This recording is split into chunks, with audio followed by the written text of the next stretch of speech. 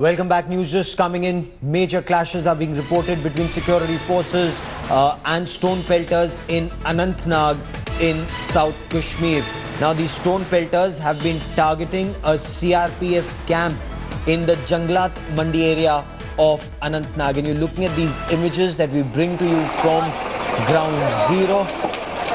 And this where you see how families are desperately trying to escape the wrath of the stone pelters as security forces then rush to that area as clashes erupt.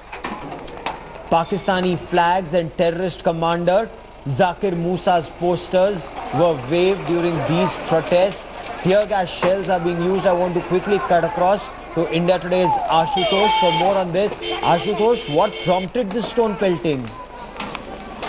Well, Gaurav, this displays after the first prayer that was offered at 8 o'clock, and at 8:45 was reportedly the stone pelting started when the stone pelters attacked this local CRPF camp in Anantnag. And strategically, it is very important that this fall under the very close proximity to Pahalgam, because 29th onwards the Holy Amarnath Yatra is likely to start. So just ahead of this, and this would be perhaps first time when these stone pelters have not attacked the convoy or the forces, but also attacking directly to camp. So that is also raising a bigger, concerns at the same time, Gaurav. But what we are also hearing that a number of places where the Srinagar police have deployed a lot of force, including at Jamia. So this is going to be a very disturbed day as far as Srinagar peace is concerned, and that too on a holy day of Eid.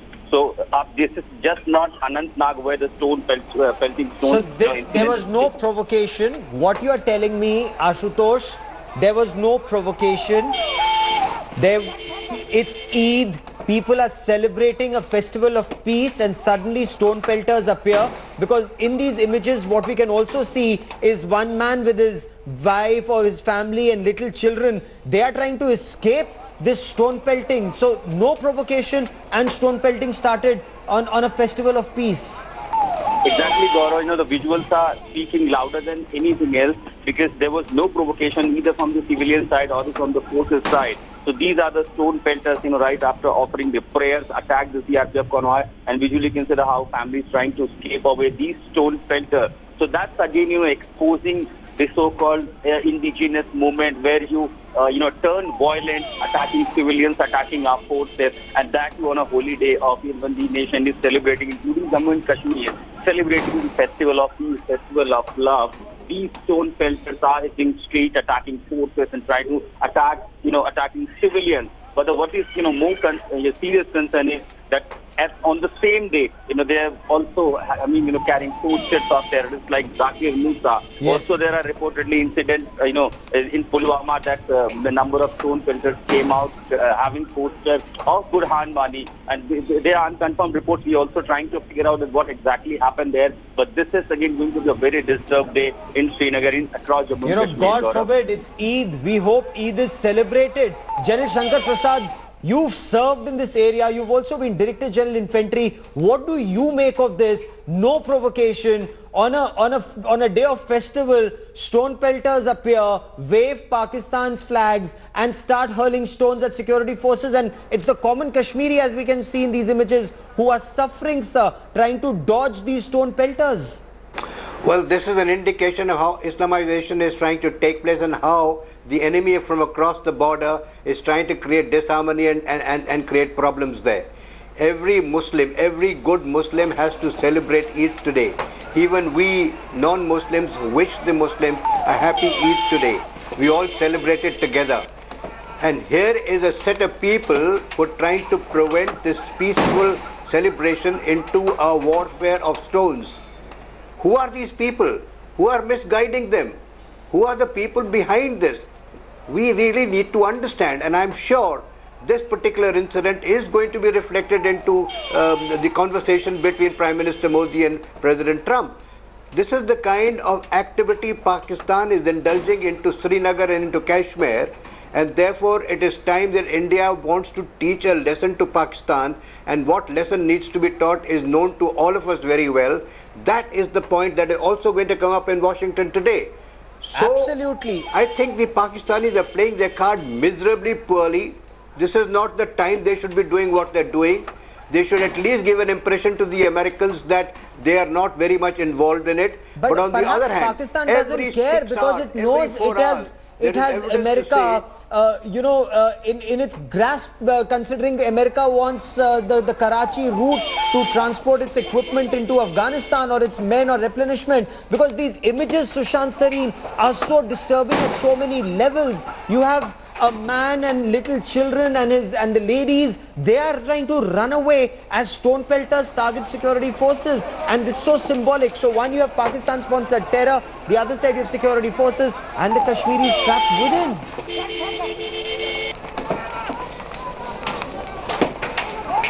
No, that's a situation which is going to persist for some time, but I think today is extremely critical. It's critical because in the next couple of hours we will have the Prime Minister of India and the President of the US meeting, and as everybody has been talking about, the issue of terrorism will have some focus on that. There is also some speculation that the Americans could try and raise the issue of Kashmir. So if in the next few hours you can create a situation in Kashmir where there's some firing, there are some casualties, or some big incident takes place inside Kashmir, the reverberations of that will be found in the talks at the summit level talks between Prime Minister Modi and President Trump. So I think we need to be extremely careful. I think the Pakistanis are playing their cards extremely well. See, this is what they have always done. They have chosen an occasion. So at the time when they used to be backing the terrorists inside Pakistan, yes, every time there was a visit from the Americans to Pakistan or a Pakistani visiting America, they would present one high profile terrorist to the Americans. Yes. It was all very choreographed, all very well timed. Something similar is happening vis-a-vis India and Kashmir today. So I'm not at all surprised with the kind of incidents which have happened on the occasion of Eid in Jammu and Kashmir. It comes as no surprise to me. It's starting here in Anantnag. God forbid it could flare up to other parts from South Kashmir to central and then perhaps even north, but north, since the army is so well deployed, perhaps not. But at this point of Ambassador Dogra, I want to understand from you, sir, why hasn't India been able to counter this Pakistan-sponsored war in the past 70 years? Well, that's exactly the question which every Indian seems to be asking, and in fact part of the world also. But let me digress a little and go back to Gwadar for a second. Sushant is right. I should have mentioned in a war or war-like situation, Pakistan, China could do anything to our shipping. But having said that, coming to Kashmir, the fact is that India has only been reacting in all these 70 years to Pakistani provocations, except once in 1971. Yes. And that kept them quiet for a good decade plus. We have been facing mini surgical strikes from Pakistan in form of their border action teams, yes, which we try to dismiss as really covering fire to so-called jihadis. Even the term jihadi is objectionable because they are nothing but terrorists. Yes. But the larger point is they are not just terrorists, they are actually Pakistani soldiers who cross over into Indian territory and carry out beheadings and worse. So Pakistani tactic just now is to take advantage of the fact that there are misguided youth, and it is just the right opportunity for them to bring the issue to international agenda, especially when UN General Assembly session is just 2 months away in September. So it is the same Pakistani game looping all over again. They did it when Clinton was here as president. You yes, recall that 30 Sikh and their families were killed by Pakistani terrorists. Yes. And that is the kind of thing which they want focused again. Okay. But the moment we see, last year also, Pakistan's Prime Minister Nawaz Sharif did a lot of breastbeating at the UN General Assembly. No one gave him the time of day there, even though he described a terrorist like Burhan Wani as a shaheed. No one gave Pakistan the time of day, because perhaps the world has seen through Pakistan and its sponsored terror in the Kashmir Valley. But at this point of time, China is very closely monitoring this meeting between Prime Minister Narendra Modi and the US President Donald Trump. What we are now being told that Beijing has even warned India and the US that any moves to deepen military ties, especially in the Asia-Pacific region, that will be a cause for concern. They should steer clear of the South China Sea. The Chinese Foreign Ministry spokesperson sent out a very clear warning, asking India indirectly to stay away from disputes. Sources had earlier told India today that South China Sea dispute will be on the table when the two leaders speak. परिवार के स्वजनों से I think the relationship between U.S. and India has his impact on Sino-U.S. relationship, because after Bush administration opened the door of India, people in Washington even, they talk about Indians' role in China's rise. India Today's Anant Krishnan now joins me live from Beijing for more on this. Anant, former US President Barack Obama described India as the pivot to Asia. Now, US does see India as perhaps a counterbalance to China, or expects India to play a bigger role in the Indian Ocean region or the Asia-Pacific region. How is China looking at it realistically? Well, that's definitely right, Gaurav. And in fact, the deal that's caught the most attention in China is the talked about deal for surveillance drones from the US to India. And a leading Chinese expert India Today spoke to this morning actually put it that they were worried this would give India a wider scope in the Indian Ocean, which is something where China, of course, as you know, has been putting in a lot of attention of late. So it's a defense deals that Beijing is watching very, very closely, and other issues as well, such as the NSG, where, of course, China is a very interested party as well. And right now, the thinking in Beijing is that they still believe that Trump needs China, especially on North Korea. So they feel that Trump might not go as far as India wants on some of the other issues. But definitely on the defense front, they are certainly keeping a very close eye. Okay, so as these three parties go, Ambassador Dogra, how do you look at, is India still the pivot to Asia as far as the US is concerned, or no longer? Well, just saying that India has pivoted to to American concerns in Asia or in Asia does not take us anywhere. The fact is that India aspires to be a member of the UN Security Council, so it has to have a global vision and a global interest. So to that extent, India does not need any certificate from one country or the other. But the fact is that our interests are slightly different from US's interest in Asia or the Pacific region, so to speak, because our concerns are more to the west of India, be it Pakistan, Afghanistan, Gulf, where we have huge strategic interests in terms of our oil and gas supply, in terms of our NRIs, in terms of remittances that come in from them. So South China Sea, yes, it's an area of concern for us, but it is not a vital strategic issue at the moment as it is for US. But should it be, Sushant Sareen, should South China Sea be a big concern for India, because that is something that holds China back? Sushant Sareen and then General Shankar Prasad. I think it is going to be of very critical for us, because a lot of our trade, when we talk about our Act East policy, look, let's face it, what do we get from the West? Ambassador Dogra is right that we have the diaspora, we have trade, we have remittances. But really the more productive part of our economic interaction is to the east of India.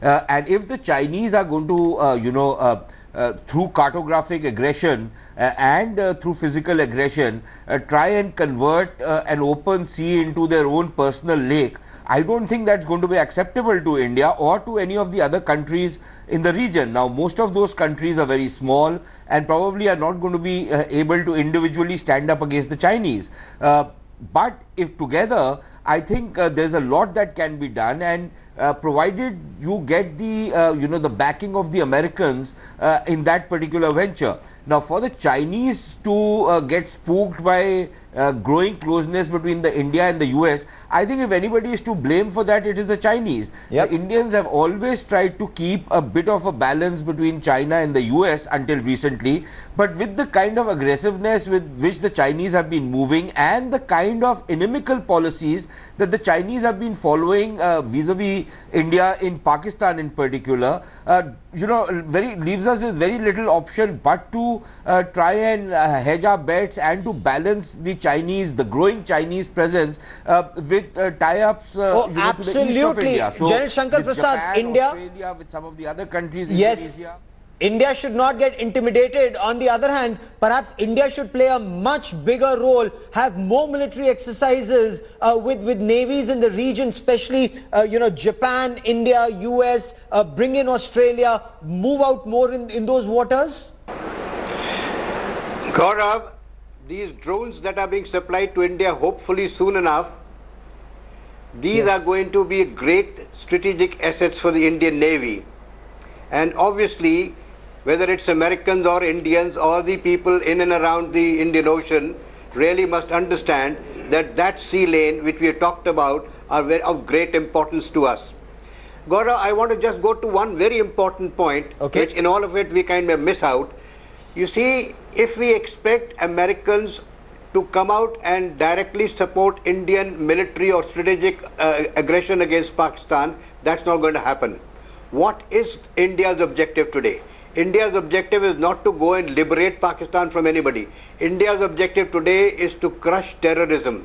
And who and how we're going to crush terrorism is something that our strategy is being developed towards. Yes. Therefore, that we have to fight ourselves. We understand clearly that Pakistan is an important state for America, and if we expect that the Americans are going to come and help us bomb Pakistan, that is not going to happen.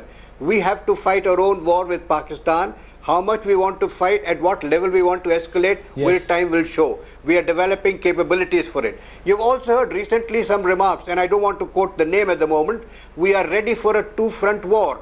You heard that recently, not even more than 4 weeks ago, from one of the very important and responsible person in India. And I don't want to name him because for obvious reasons. Therefore, let us not look too much into very large issues.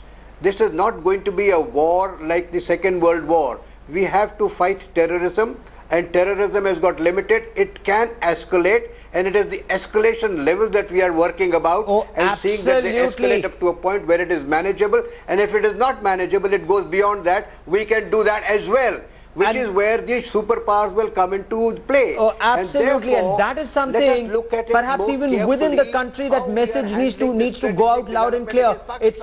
Absolutely, it's not just war or peace. There are levels of escalation, and that ladder people need to understand. But Anant, I want to understand from you, what if India were to play a bigger role, carry out more military exercises? Because China is openly hostile when it comes to the nuclear suppliers group. It's openly hostile when it comes to Maulana Masood Azhar. So it's no friend as far as those issues are concerned. So what if India uses this as a countermeasure?